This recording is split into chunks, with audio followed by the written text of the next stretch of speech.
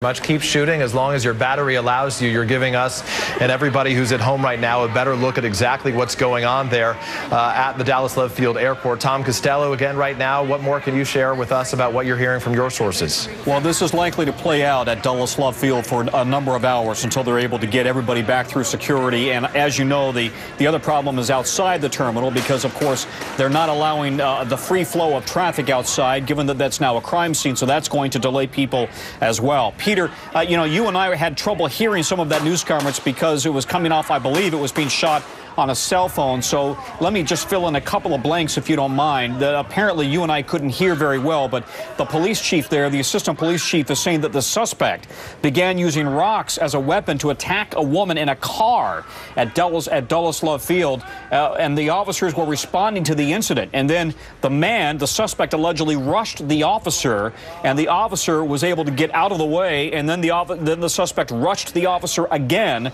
threatening him with a large rock, and that is when the officer had to fire. We should also make the point, I think you and I can't see, but apparently there are some very large decorative rocks in that area.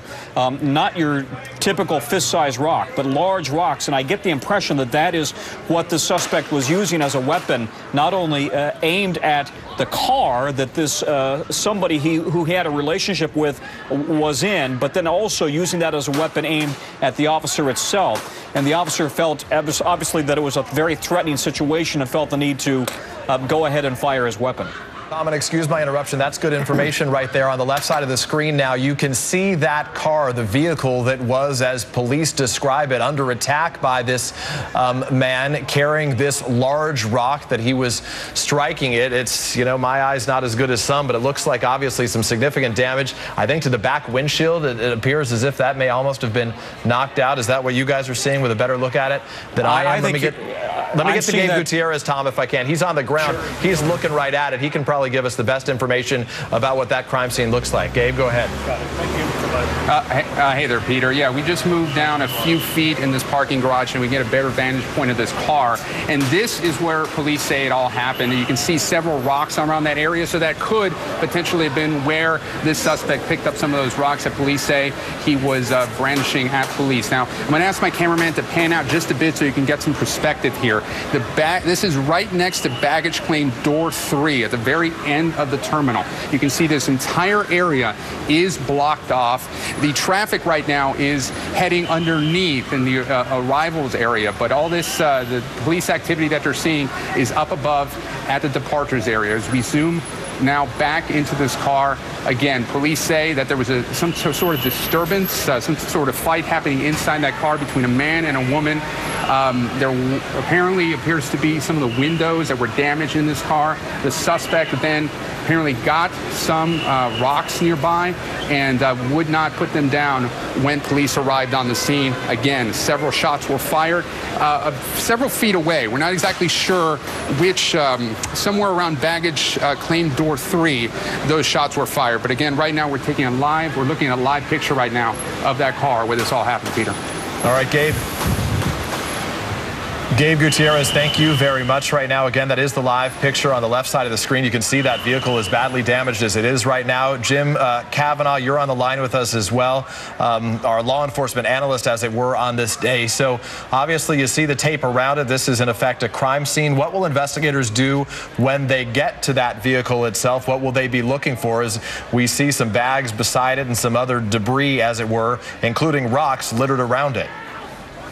Yeah, they're going to photograph it, Peter. They're going to look at all the rocks around it. The front side view, which you're not seeing right now, but I think was on the breaking news app earlier, but the front windshield is crushed in with a large rock. The rock is still laying right by the wipers, and there's a large dent in the hood that appears to be from a rock. You have the broken driver's window, rocks laying about the side there. And so this car and its occupants, reportedly a woman and some children, were under assault by someone with these, football, softball-sized rocks.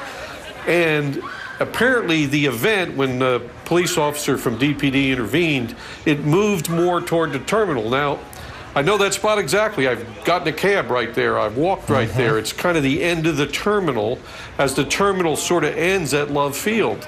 And, you know, just a few feet away when you showed the wider shot, the terminal's right there. People come out with their bag, they get a taxi or get picked up. So when the officer arrived, the officer and the assailant obviously became in this dance of violence more toward the baggage claim area. We first heard a few shots. Police officers shoot not to kill, but to stop the person from doing what they're doing. So the officer's trying to stop the person from maybe assaulting him with a similar rock. He shoots a few times. That behavior doesn't stop. The man keeps advancing, which is not unusual either, because it's not Hollywood where one shot drops everybody. Shots miss, shots don't hit, fatal spots on the body, on the main part of the body. You can hit an arm, you can miss, you can hit a leg, and the person can keep advancing. And I'd say that's probably what the first 4 shots were. The person kept advancing, maybe toward the terminal. And, you know, everybody's in danger then if he has a rock and he's advancing on an armed police officer. And then maybe the second series of shots. Jim Kavanaugh, MSNBC analyst, retired special agent with the ATF. Jim, I appreciate your help so much here on this day. We are going to take a short break right now, again, as we continue to watch this breaking news taking place. The shooting involving an officer, an African-American male who is believed to have confronted the mother of his children using rocks as his weapon when attacking that vehicle on your screen. He is believed to be the only individual, that man, who was hospitalized. We're going to take a short break and have more details right after this break.